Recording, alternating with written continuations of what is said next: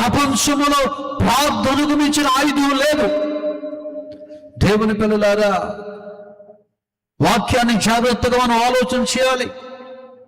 ప్రపంచములో ప్రార్థనకు మించిన ఆయుధము లేదు అంట నేను. ఎటువంటి ప్రమాదకరమైన శ్రమలు నీ జీవితాన్ని తాకినా వాటిలో నుంచి నీవు విడిపించబడాలి అంటే అది దేవునిగా సాధ్యము గనుక మోకరించి దేవుని పాదాలు పట్టుకొని కన్నీరు కార్చి ప్రతిమలాడుకునే మనసు నీకుండాలి, నాకుండాలి. అర్థమైందండి? వాక్యాన్ని ఆలోచన చేస్తే అతడు శ్రమలో ఉన్నాడు. శ్రమలో ఉన్న వ్యక్తి భయపడకుండా ఉండలేడు, ఖచ్చితంగా భయపడతాడు. అంతే కదండి?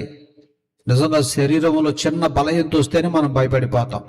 ఏమైపోతామో అన్న భయం, ఏం జరుగుతుందో అన్న భయం.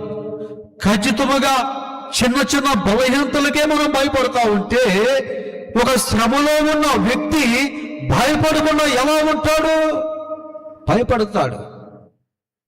ఆ భయాన్ని తొలగించుకోవడానికి, ఆ భయం అనేది తన దగ్గరకు రాకుండా ఉండటానికి అతడు చేసిన ప్రయత్నం ఏంటో తెలుసా? అతడు దేవుని దగ్గర విచారణ చేశాడు, దేవుని పాదాలు పెట్టుకున్నాడు,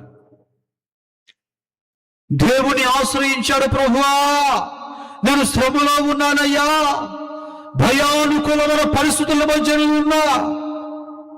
వెంటనే దేవుడు చేశాడు, ఇక్కడ రాయబడిన మాట, నేను యెహోవాతో విచారణ చేయగా ఆయన నాకు ఉత్తరం అంటే సమాధానం ఇచ్చాడు దేవుడు. ఆ సమాధానం ఎలాంటిదో తెలుసా? దేవుడిచ్చినటువంటి ఒక్క సమాధానమే తన జీవితాల్లో కలిగిన భయాలన్నిటినీ తొలగించిందంట. ఎంత అద్భుతమైన మాట! అర్థమైందని? ప్రార్థన భయాన్ని తొలగిస్తుంది. ప్రార్థన భయం అనేది నీ దగ్గరకు రాకుండా చేస్తుంది. ప్రార్థన ఎటువంటి శ్రమల మధ్య, ఇబ్బందుల మధ్య నీవు ఉన్నా నీ జీవితాల్లో జయాన్ని ఇస్తుంది. ప్రార్థన ప్రతి కలవరాలను నీవు దాటేటట్టుగా చేస్తుంది. ప్రార్థన దేవుని చిత్తాన్ని నెరవేర్చేదిగా ఉంటుంది. ఎప్పుడు కూడా ఆలోచన చేయాలి. ఇక్కడ ఏం చేశాడు ఈయన? దేవుని యొక్క విచారణ చేశాడు. అయ్యో, నేను శ్రమలో ఉన్నాను ప్రభు అంటే దేవుడు వెంటనే స్పందించాడు. ఎవరైనా అయ్యా నేను కొంచెం ఇబ్బందులో ఉన్నా సహాయం చేయండి, కొంచెం బలహీనతగా ఉంది, కొంచెం పట్టించుకోండి. ఎవరైనా మనుషులకు ఆ మనసు ఉంటుందండి? అది మనిషికి సాధ్యమేనా? ఎవరైనా తాత్కాలికంగా ఆర్థికంగా ఏదైనా అది కూడా తాత్కాలికముగా కొంత సహాయం చేయగలరేమో, కానీ నీ జీవితాల్లో అద్భుతం చేయగలిగిన వాడు మాత్రం నేను ప్రకటిస్తున్నటువంటి ప్రభు అయినటువంటి యేసుక్రీస్తు వారు మాత్రమే. ఆయనే జీవం గలవాడు, ఆయనే అద్భుతాలు చేసేవాడు. ఎన్ని అద్భుతాలు, ఎన్ని అద్భుతాలు! దావీదు జీవితాల్లో భయాలు ఎదురయ్యాయి. దేవుని పిల్లలారా, శ్రమలో ఉన్నాడు, కన్నీటితో బ్రతకాల్సిన పరిస్థితి, వేదనకరమైన సందర్భాలు అయినప్పటికీ కూడా భయములో నుంచి బయటపడడానికి, భయము తనలో నుండి తొలగిపోవడానికి అతడు మొరపెడితే దేవుడు అతనికి జవాబిచ్చి అతన్ని ధైర్యపరిచి అతనికి కలిగిన భయాలన్నిటిలో నుండి ఆయన విడిపించారట. ఏం చేశారు? విడిపించారు.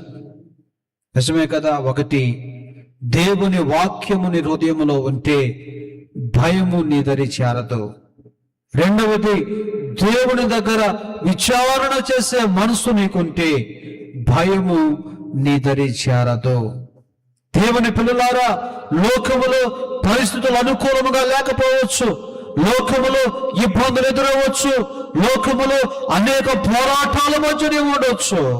శరీర సంబంధముగా అది ఎటువంటి కష్టమైనా, ఎటువంటి బాధ అయినా, ఎటువంటి దుఃఖాన్ని కలిగించే పరిస్థితి అయినా జాగ్రత్తగా గమనిస్తే దేవుని పిల్లలారా, వాటిలో నుంచి మనలను విడిపించి అద్భుతమైన పాత్రగా నిలబెట్టడానికి మన దేవుడు సమర్థుడు.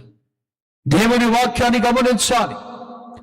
దేవుని వాక్యము చేత నీ జీవితాన్ని కట్టుకుంటే, ఈరోజు పరిశుద్ధాత్మ దేవుడు నీతో మాట్లాడుతున్నాడు.